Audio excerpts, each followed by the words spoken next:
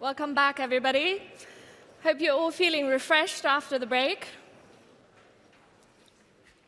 So in this session, we want to talk to you about a few new generation of technologies. ChatGPT obviously has been the hype of the last few months. We will definitely cover generative AI. But more importantly, we want to talk about real-life use cases and also touch on some of the societal and geopolitical implications. Many of you in the audience know that at Partners Group, we spend a lot of effort on thematics. And it's in that process we've been investigating AI, metaverse, and such for many years. We focus very much on how to invest in the tech stack and also bring them into our portfolio businesses. So for example, Partners Group itself, we've been implementing blockchain for client communication for more than 5 years. And we also have portfolio businesses such as Emeria, TechM, USIC. You will hear about this a bit later in the next session.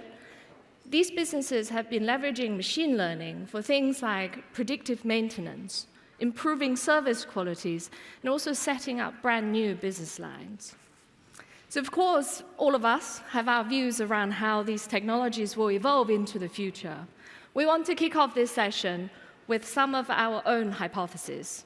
AI, let's start. We think this is the ultimate decision-making assistant in the future.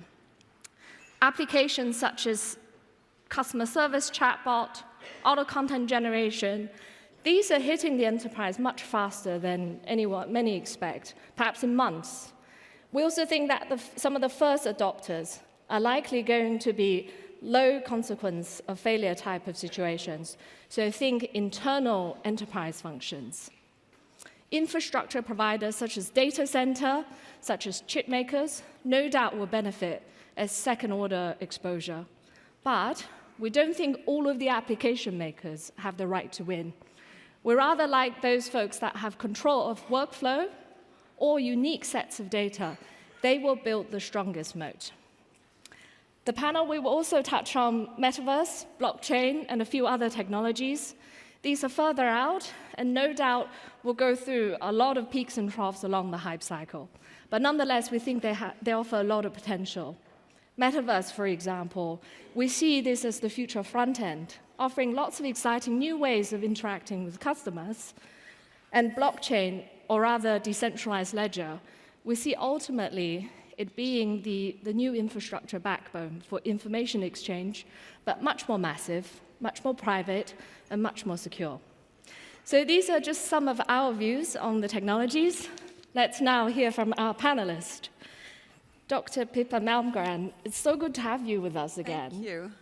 Pippa is an economist and also a former advisor to President George W. Bush, and also an entrepreneur with founding her own robotics business.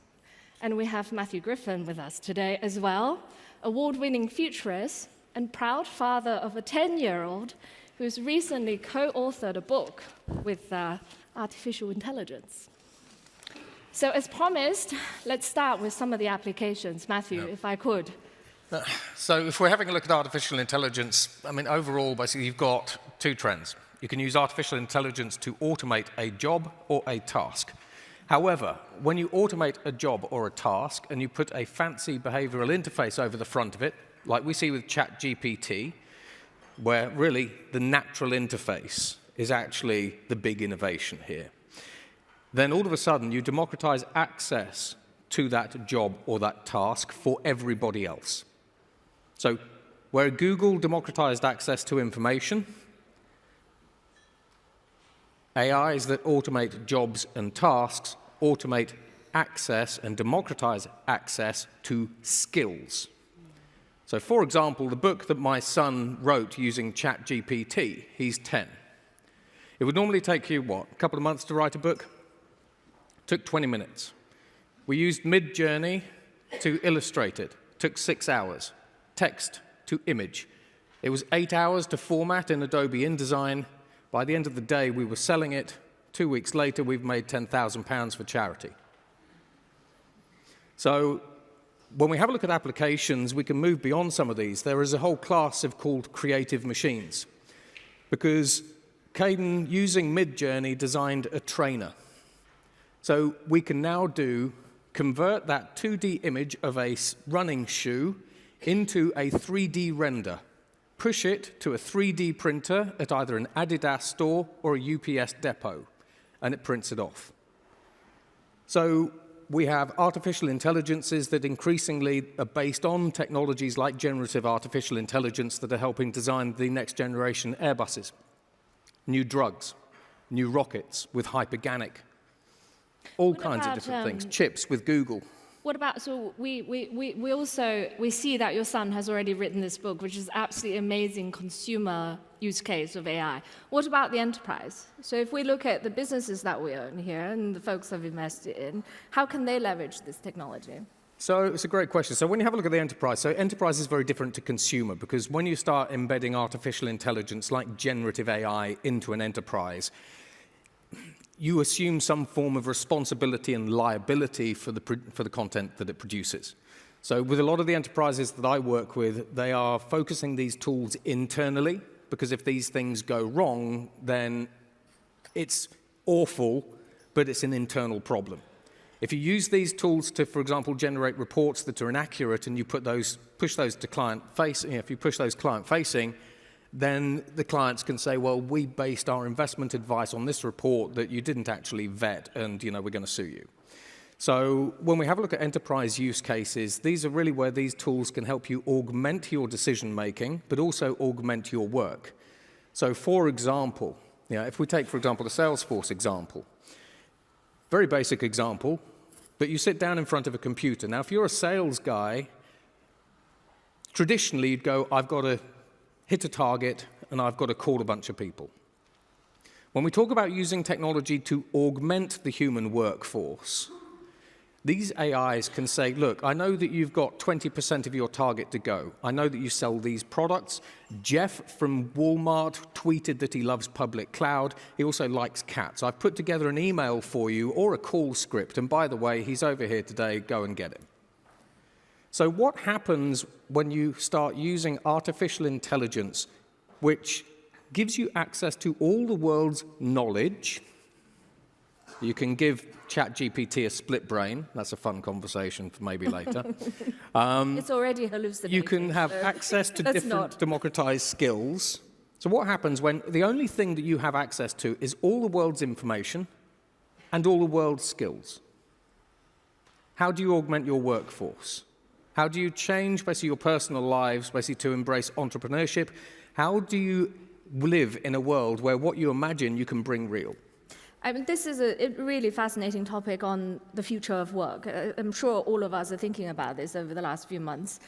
Pippa, I mean, I know both of you have very strong views around future of work. How should we think about new roles? Which jobs are going to disappear altogether, and which ones are going to last? They will be very hard to replace. And more importantly, what are our children going to learn? What should they learn at university? Yeah, well, being in robotics, the first robotic tool was introduced in the Industrial Revolution, 1834. It was the robotic weaving loom for clothing. And we've had nothing but more job creation since that time.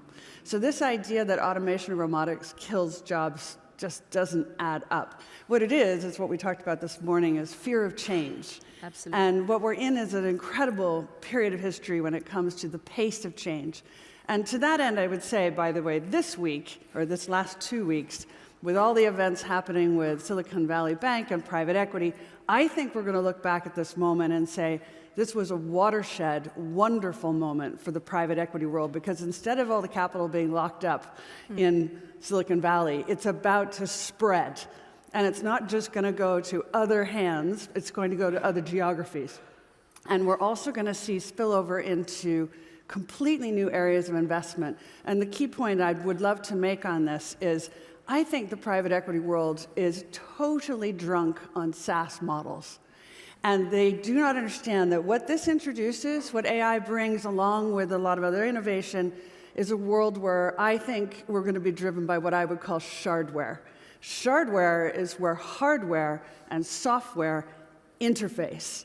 So for example, Mercedes, BMW will make more money out of the 3,500 chips in the car that charge you based on how long did you turn the heater in the seat on, than on the car price itself.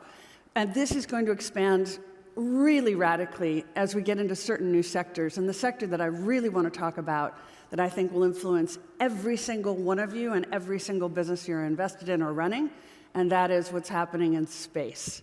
And can I just ask quickly in this audience, how many of you are invested in any way in space? Not many. This is brilliant. We are literally at the beginning of something extraordinary that isn't overinvested yet in this matter. So I'll just say a few things on this.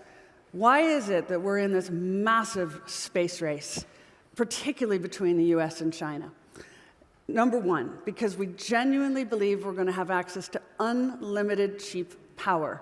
Space-based solar energy, which is why the Saudis just invested with the British to develop that in the North Sea. It will blow away the need for hydrocarbons on Earth. So it's going to radically transform any industry that currently depends on hydrocarbons. That's why the Saudis are in. Second, we think it's going to give us access to all of the raw materials that are required for sophisticated manufacturing more cheaply than ripping them out of Earth, because the launch and return costs have collapsed so much. Third, unlimited internet connectivity globally based on satellites, which means every square inch of the planet is about to rise in value, not only because you can work from anywhere, but because you can track the value of something on the other side of the world so much more easily. Now, the good news is, as we reach for this true abundance, that also becomes the trigger for geopolitical conflict. Absolutely. Because whoever gets there first wins. And that is why there's this massive race, particularly between the US and China. So I would say the new quantitative easing is defense spending. And we have to really think carefully about what the implications of this are. But the defense community understands tech is the answer. They cannot get it from the majors, the big prime defense companies. From the private sector, it has to be from the startups. And now you can build amazing things with very little capital, partly because of AI.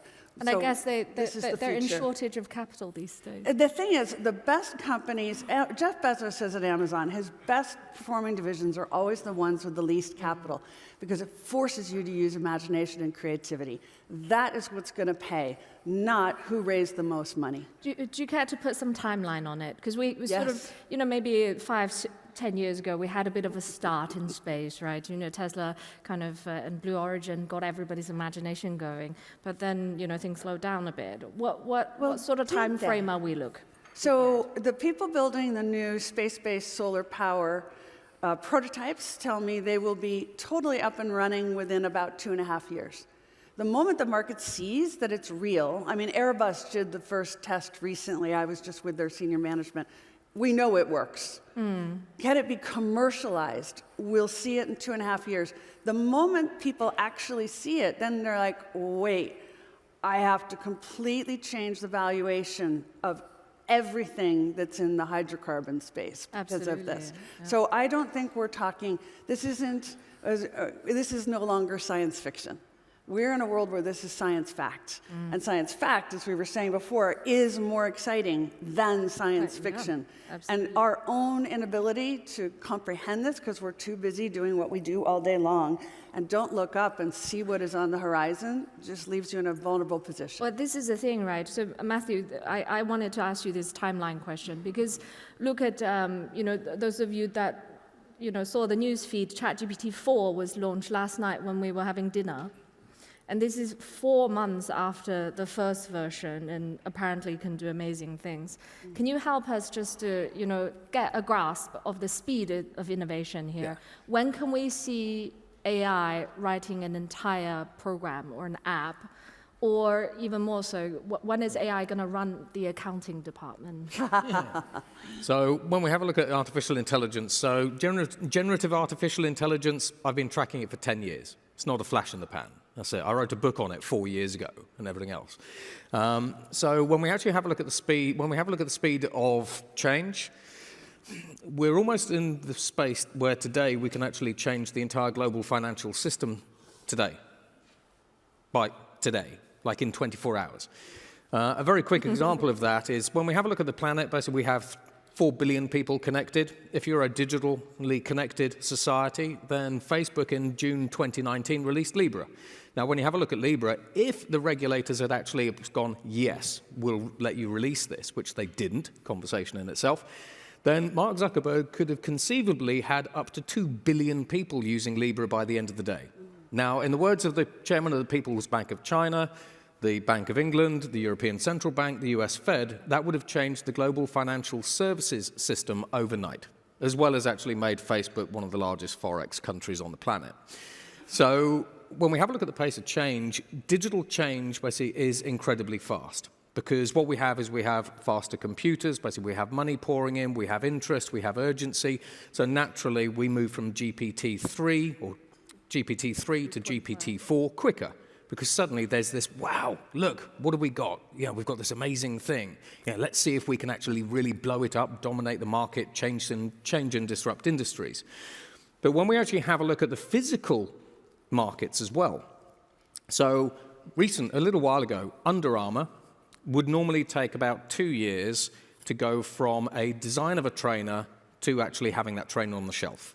Similar with Airbus. Same stories basically with Google and computer chips, rocket engines, and all sorts of things. We had a generative artificial intelligence design an Under Armour trainer in under a day. Day 2, it was 3D printed. Day 3, Under Armour had a break. Day 4, they stuck it on the shelf.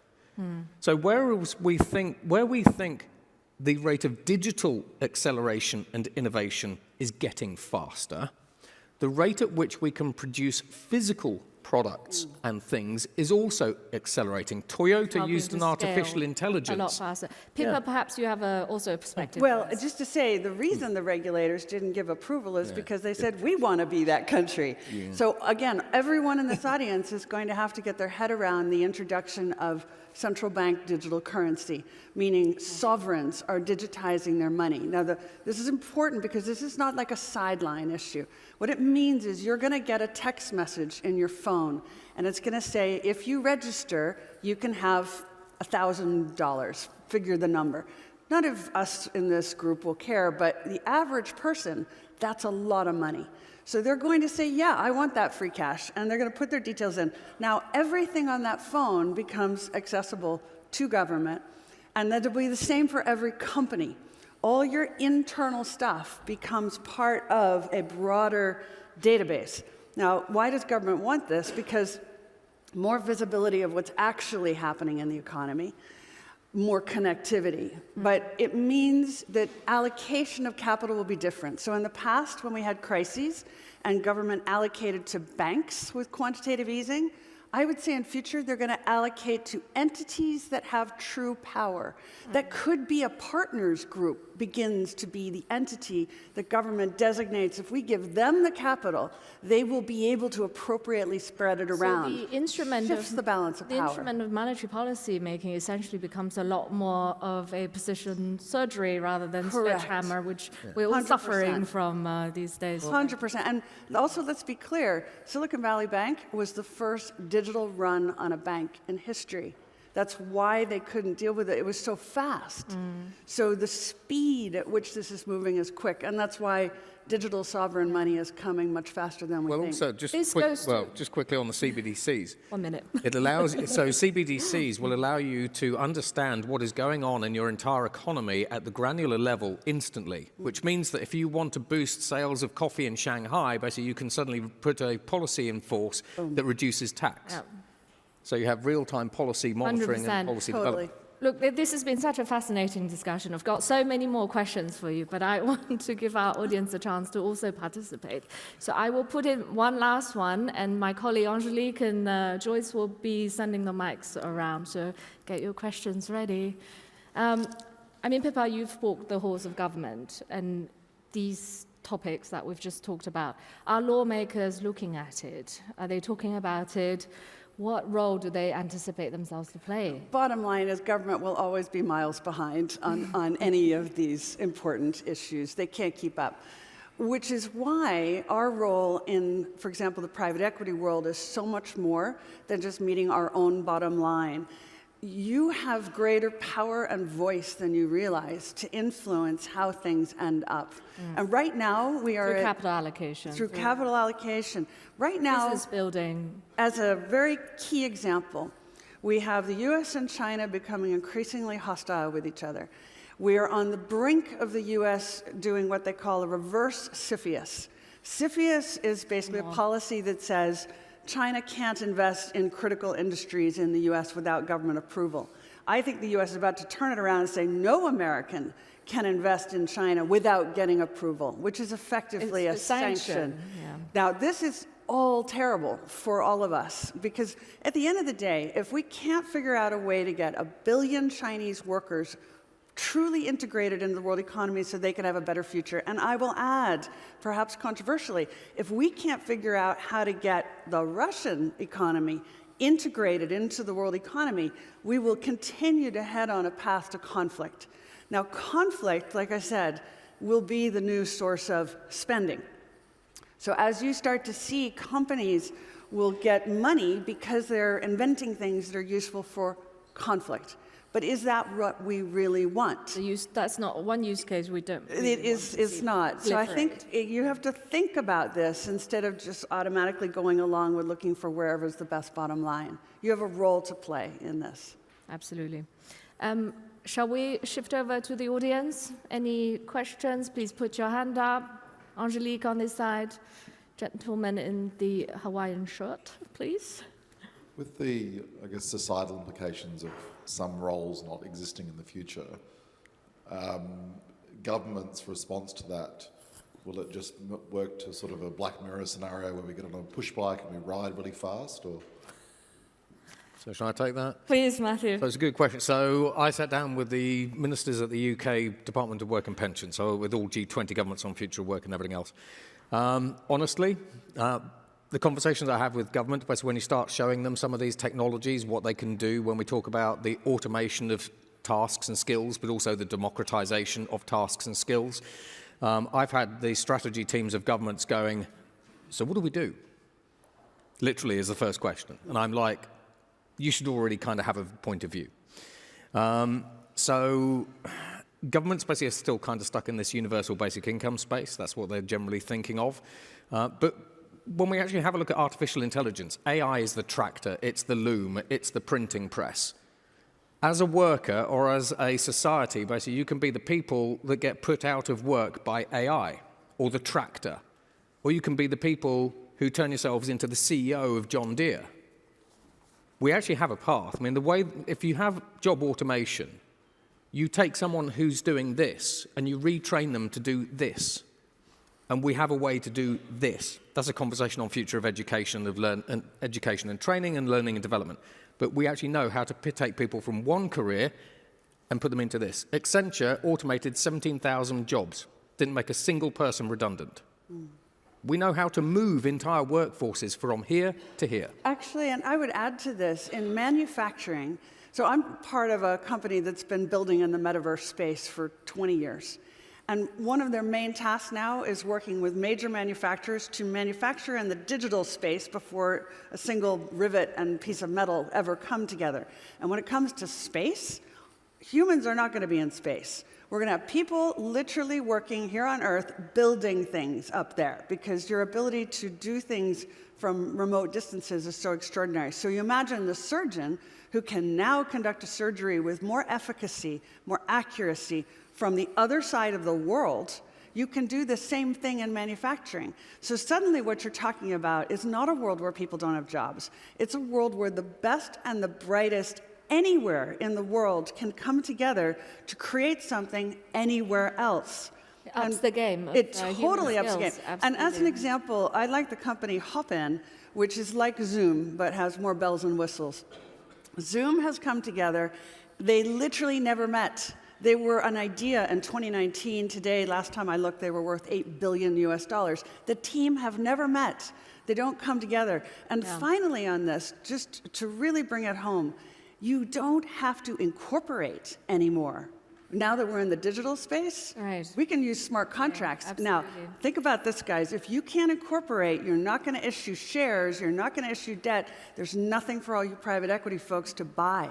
You have to get your head around Post-lawyers. digital contracts and post-lawyers how will world. you participate. Absolutely. That, I think, is the future. And it takes the convergence of artificial intelligence, decentralized ledger, as well as metaverse for all of these things to happen. And we're seeing so many use cases where the convergence of the three mega trends will make use cases better. Shall we take another question on Joyce's side?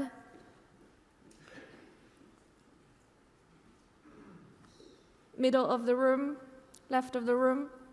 Have we already blown Well, their one thing. minds? Oh, please, go ahead. Angelique, if you wouldn't, second row. I think it's great, yeah, obviously this is all fantastic, looking at the future, but you haven't really talked about the political implications and the turmoil it will create. Because if you have the best and the brightest anywhere in the world coming together, what is that going to mean for voters when someone on the other side of the world can do it for 80% less? And then you've got poll people. I understand, yes, it can create jobs in other ways, but that short-term impact of having that disruption and turmoil within certain industries. Pippa, you want to start with this one? Yeah, I mean, look, we've had this for so long, and we are seeing public response, right? That arguably is the key thing that brought Donald Trump into power. But the question is it true, this argument that everyone lost their jobs and the future is worse? And I would say that actually that's not what the data is showing us. What it is showing us is that people just hate change. Now, how do we educate human beings so that they can adapt not just to change, but a much faster pace of change? And I would recommend you look at Buckminster Fuller's knowledge doubling curve, which you can Google, the great engineer. And he noticed that in the year 1900, the amount of information you needed to make a decision was doubling every century. By 1945, it's doubling every 25 years. By 1980s, when he wrote, it was doubling every year. And now IBM has confirmed, as of 2020, it's doubling every 12 hours. Now, here's the key. If you are in a silo with a particular area of expertise, you can maybe try and keep up with that, but you can't keep up with the breadth. So one of the things we have to learn how to do is to stop being specialists and how to begin to understand what's happening in other fields that's going to dramatically change Multidisciplinary. Right. Thinking. So this is the era of the polymath, not the specialist. And that'll be part of the answer. Great question. Look, we've run out of time a bit, and thank you very much for your participation. And many thanks to our panelists as well for all your insights. I hope that we've managed to help inform you a little bit, and I look forward to continuing the conversation next year. Thank you. Thank you. Thank you. Okay, thank you.